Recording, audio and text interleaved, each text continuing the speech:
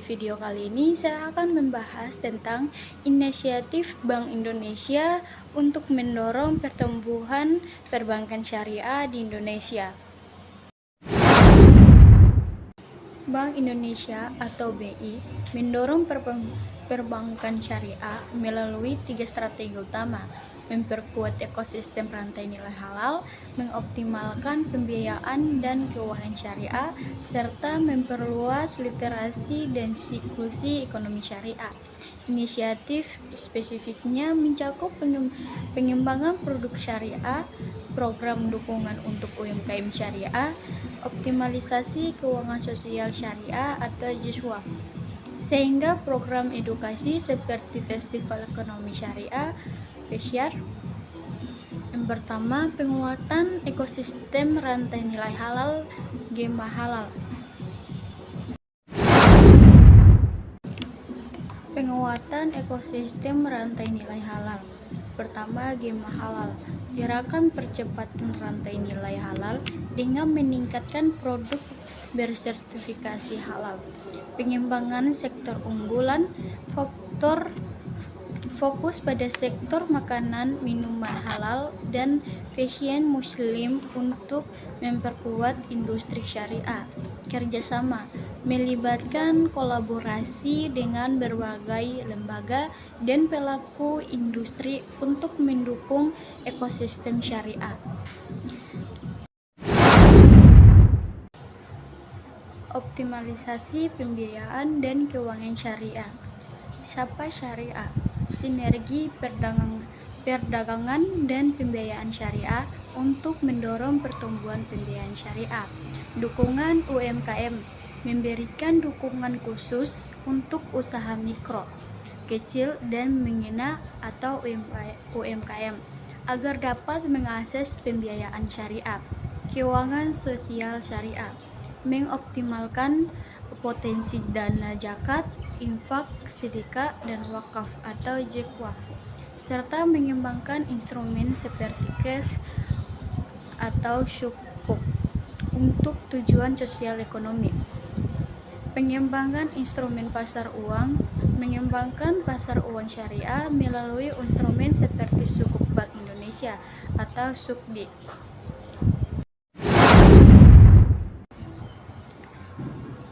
Peningkatan literasi dan siklus ekonomi syariah. Lentera Emas, program literasi untuk meningkatkan pemahaman masyarakat tentang ekonomi syariah. Festival Ekonomi Syariah atau FESYAR, menyelenggarakan festival syariah berskala nasional dan internasional untuk edukasi dan sosialisasi. Edukasi dan pelatihan, meningkatkan kompetensi tenaga kerja di sektor perbankan syariah melalui program pendidikan dan pelatihan. Cetak biru pengembangan, menjadi panduan pengembangan ekonomi syariah yang berpedoman pada nilai-nilai keadilan, transparansi, dan tata kelola yang baik. Bank Indonesia memiliki peran penting dalam mendorong pertumbuhan perbankan syariah di Indonesia. Dengan berbagai inisiatif dan kebijakan, diharapkan sektor ini dapat berkembang dan memberikan kontribusi yang signifikan terhadap perekonomian nasional.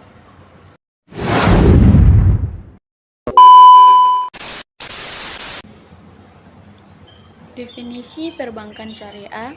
Perbankan syariah adalah sistem perbankan yang beroperasi sesuai dengan prinsip-prinsip syariah Islam.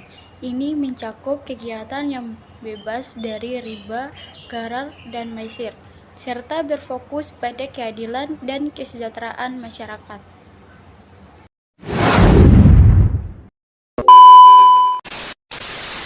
Regulasi Bank Indonesia. Bank Indonesia telah menerbitkan berbagai regulasi untuk mendukung perbankan syariah, termasuk standar akuntansi, pengawasan, dan pengaturan produk keuangan. Ini bertujuan untuk memastikan keberlanjutan dan stabilitas sektor ini. Peraturan Bank Indonesia atau PBI. adalah kebijakan yang diterbitkan oleh Bank Indonesia untuk menjaga stabilitas dan mengawasi sistem keuangan, termasuk sistem pembayaran, perbankan, dan pasar uang. Sesuai dengan amanat Undang-Undang, PBI mencakup berbagai aspek, mulai dari ketentuan operasional harian seperti kebijakan sistem pembayaran dan keamanan siber, sehingga pengelolaan anggaran dan instrumen pasar keuangan. Contoh PBI terbaru mencakup kebijakan sistem pembayaran dan penguatan keamanan siber. Tujuan dan cakupan. Tujuan PBI bertujuan untuk menjaga stabilitas moneter dan sistem pembayaran serta kesehatan perbankan nasional untuk mendukung pertumbuhan ekonomi yang berkelanjutan. Cakupan peraturan ini mencakup berbagai area seperti sistem pembayaran, mengatur mekanisme dan kebijakan pembayaran untuk memastikan efisiensi dan keamanan siber, menetapkan standar keamanan sistem informasi dan ketahanan siber bagi para pelaku pasar keuangan, operasi moneter, mengatur pelaksanaan operasi moneter di pasar uang dan valuta asing, pengelolaan anggaran, mengatur pengelolaan anggaran untuk kegiatan operasional dan program kerja Bank Indonesia. Perbankan mengatur aspek-aspek terkait operasional perbankan, termasuk pinjaman likuiditas jangka pendek, mata uang, mengatur hal-hal terkait uang rupiah seperti permusnahan uang yang sudah tidak layak edar. Contoh peraturan terbaru. Peraturan Bank Indonesia Nomor 4 Tahun 2025 mengatur kebijakan sistem pembayaran seiring dengan kompleksitas tantangan yang dihadapi Bank Indonesia. Peraturan Anggota Dewan Gubernur Nomor 22 Tahun 2025 mengubah ketentuan mengenai pinjaman likuiditas jangka pendek bagi bank umum konvensional, termasuk pengayaan aset yang dapat digunakan sebagai agunan. Peraturan Bank Indonesia Nomor 3 Tahun 2025 mengubah peraturan mengenai devisa hasil ekspor dan devisa pembayaran impor. Peraturan Bank Indonesia Nomor 2 Tahun 2024 menetapkan standar keamanan sistem informasi dan ketahanan siber bagi penyelenggaraan sistem pembayaran pelaku pasar uang dan pasar valuta asing. Inisiatif pemasaran. Bank Indonesia meluncurkan inisiatif pemasaran untuk meningkatkan kesadaran masyarakat tentang perbankan syariah. Kegiatan ini mencakup kampanye edukasi dan promosi produk syariah yang menarik bagi masyarakat luas.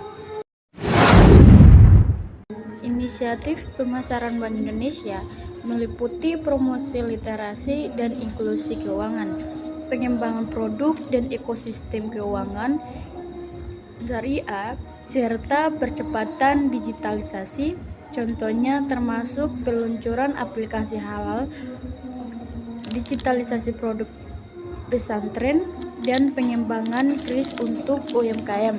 Selain itu, ada juga strategi pendalaman keuangan syariah dan insentif keuangan berkelanjutan untuk mendorong pendanaan proyek ramah lingkungan.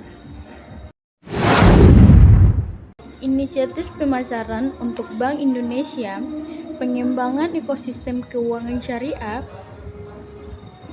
menciptakan sistem untuk melacak produk halal dari hulu hingga hilir.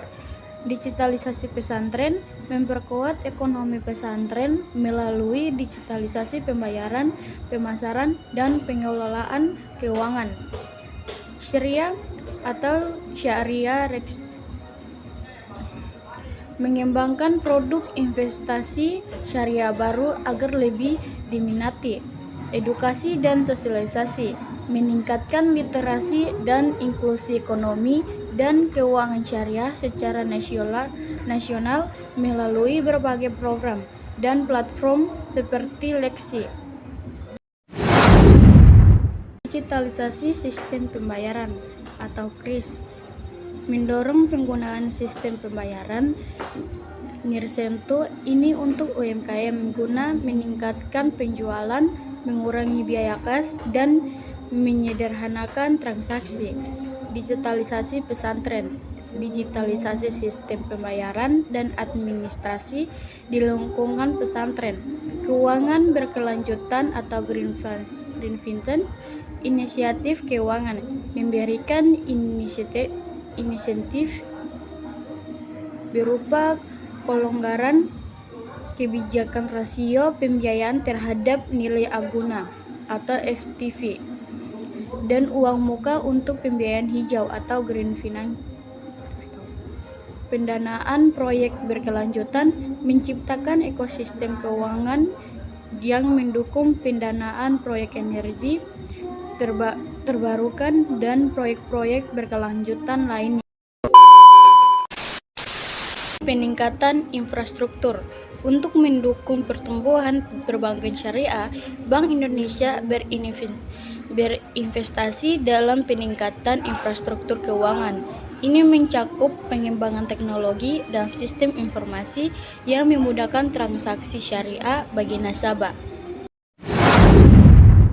Peningkatan infrastruktur adalah upaya perbaikan dan pembangunan fasilitas dasar seperti jalan, jembatan, sistem air, telekomunikasi, dan listrik untuk mendukung pertumbuhan ekonomi, pemerataan pembangunan, dan kesejahteraan masyarakat. Tujuannya adalah untuk menghubungkan daerah, meningkatkan konektivitas transportasi, mempercepat distribusi logistik, meningkatkan layanan dasar, dan memperkuat daya saing ekonomi.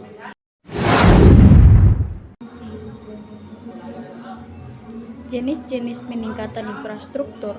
Infrastruktur transportasi meliputi peningkatan jalan, kereta api seperti rute Makassar-Parepare, pelabuhan dan bandara untuk meningkatkan konektivitas antara wilayah, infrastruktur air, perumahan, dan permukiman termasuk pembangunan jaringan air minum dan sanitasi serta bangunan pengendalian banjir dan perlindung pantai untuk ketahanan iklim. Infrastruktur teknologi, peningkatan jaringan komunikasi dan pusat data untuk efisiensi, keamanan nasional, dan ketahanan terhadap ancaman siber. Infrastruktur pertanian, pembangunan fasilitas pengolahan hasil pertanian untuk meningkatkan nilai tambah dan pendapatan petani.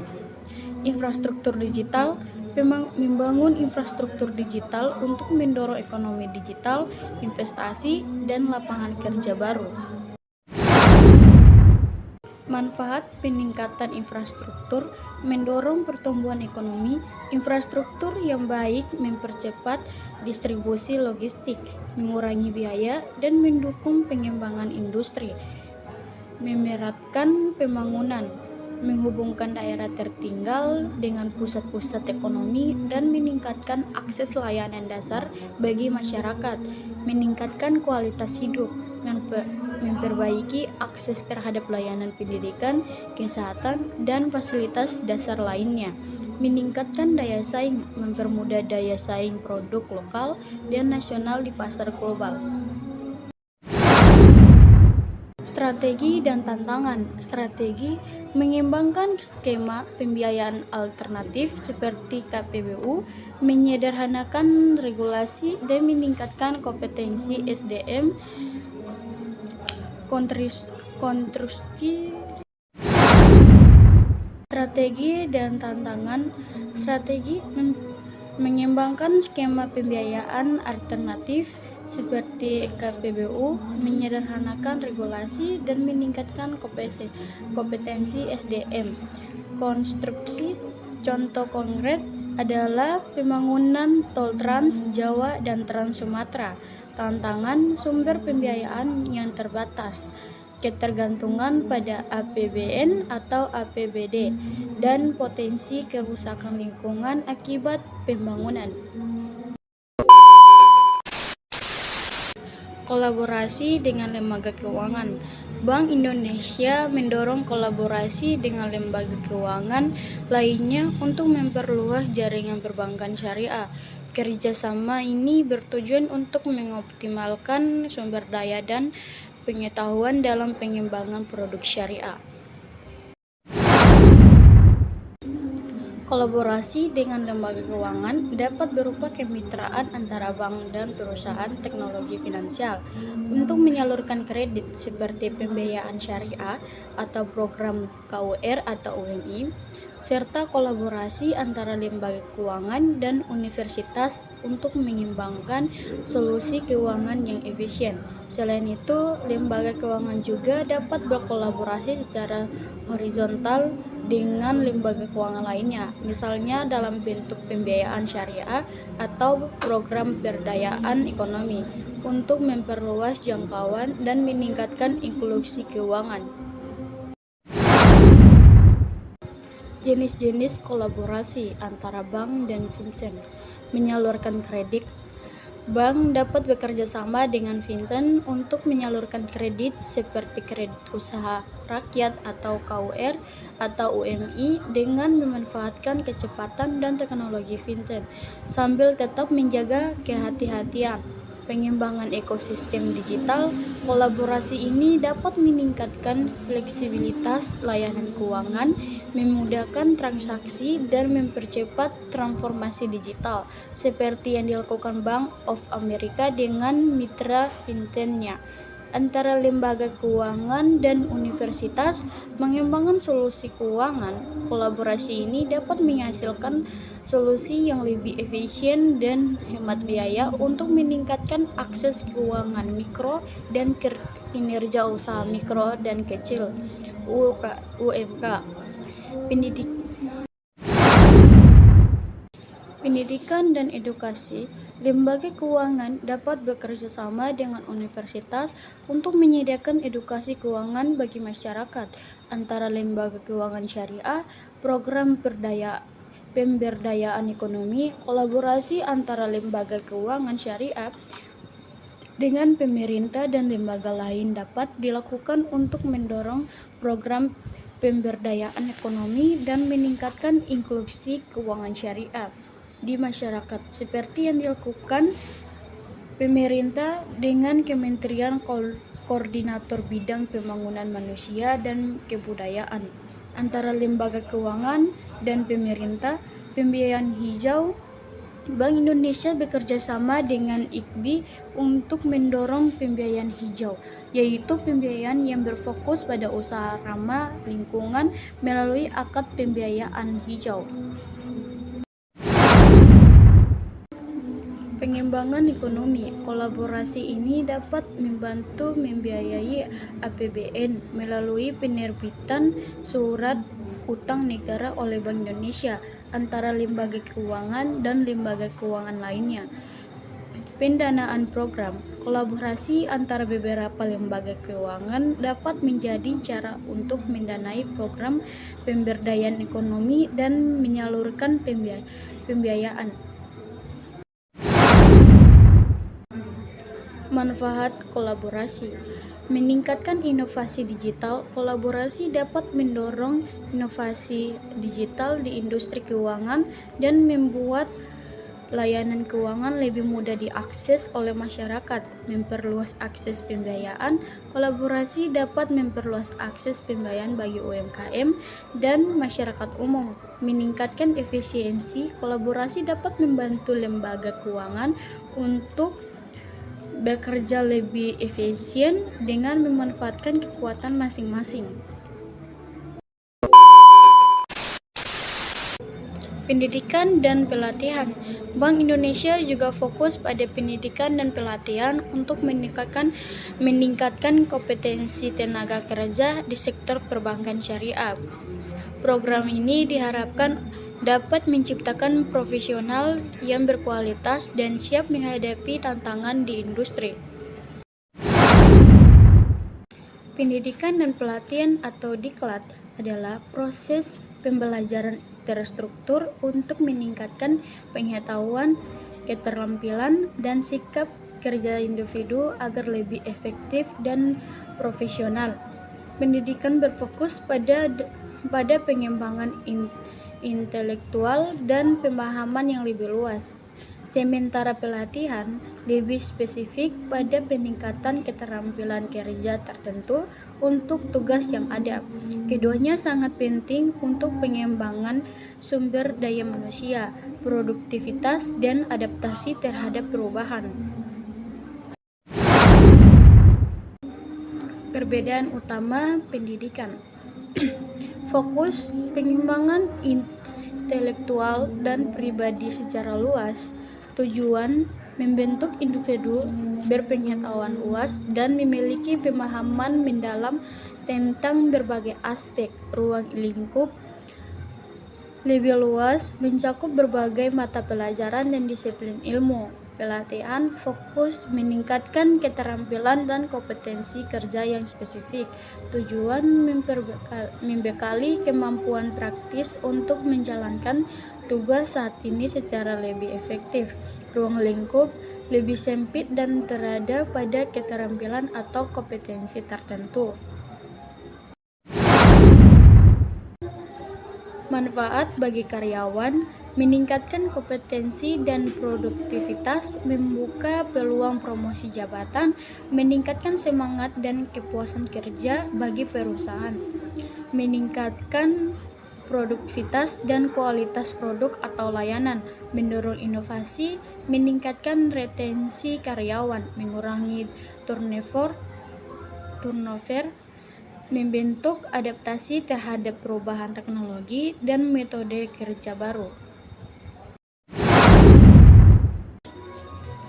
Dasar hukum dan pelaksanaan dalam konteks ketenagakerjaan, pendidikan dan pelatihan kerja bertujuan untuk memperoleh, meningkatkan, serta mengembangkan kompetensi kerja guna meningkatkan kemampuan produktivitas dan kesejahteraan tenaga kerja. Pelaksanaan dapat diselenggarakan di tempat pelatihan atau kerjasama atau tempat kerja, lebih baik oleh lembaga pelatihan, perusahaan maupun instansi pemerintah. Proses melibatkan analisis kebutuhan, perencanaan program, implementasi, dan evaluasi untuk memastikan efektivitas. Dukungan untuk UMKM. Bank Indonesia memberikan dukungan khusus untuk usaha mikro, kecil, dan menengah atau UMKM. Dalam mengakses pembiayaan syariah, inisiatif ini bertujuan untuk meningkatkan partisipasi UMKM dalam perekonomian syariah dan memperkuat daya saing mereka. Mendukung usaha mikro, kecil, dan menengah atau UMKM dapat dilakukan melalui dukungan pemerintah seperti program pembiayaan dan insentif pajak, serta dukungan dari masyarakat seperti memberi produk lokal dan mempromosikannya melalui media sosial.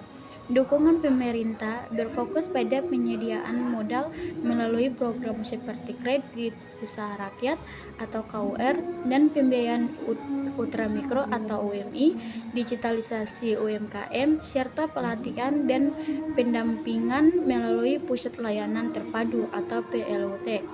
Masyarakat dapat turut berperan dengan memberi produk UMKM di sekitar mereka dan mempromosikan secara daring atau dari mulut ke mulut, serta bergabung dengan program-program yang diadakan untuk membantu UMKM. Dukungan dari pemerintah, akses pembiayaan, program seperti kredit usaha rakyat atau KUR, dan pembiayaan ultramikro atau UMI untuk memberikan modal kerja dan investasi bagi UMKM yang belum memiliki agunan tambahan atau belum bangklabe. Kementerian Koordinator Bidang Perekonomian Republik Indonesia digitalisasi membantu UMKM untuk masuk ke ranah digital dan e-commerce, serta membangun infrastruktur digital untuk menjangkau pasar yang lebih luas. Otoritas Jasa Keuangan, pelatihan dan pendampingan menyediakan pusat layanan terpadu atau PLOT. Pelatihan dan pendampingan menyediakan pusat layanan terpadu atau PLOT ke UMKM untuk memberikan konsultasi bisnis, akses informasi pasar, dan berbagai pelatihan khusus untuk membantu UMKM mengelola dan mengembangkan usahanya. Inisiatif pajak memberikan berbagai inisiatif seperti subsidi bunga KUR dan pengenangan pajak penghasilan PPh final untuk UMKM. Kementerian Koordinator Bidang Perekonomian Republik Indonesia. Dukungan dari masyarakat beli produk lokal memulai dukungan dengan membeli produk dari UMKM di sekitar lingkungan, seperti di pasar, toko, atau dari tetangga. Promosikan UMKM membantu mempromosikan produk atau layanan UMKM secara sukarela melalui media sosial atau dengan promosi dari mulut ke mulut kepada keluarga dan teman.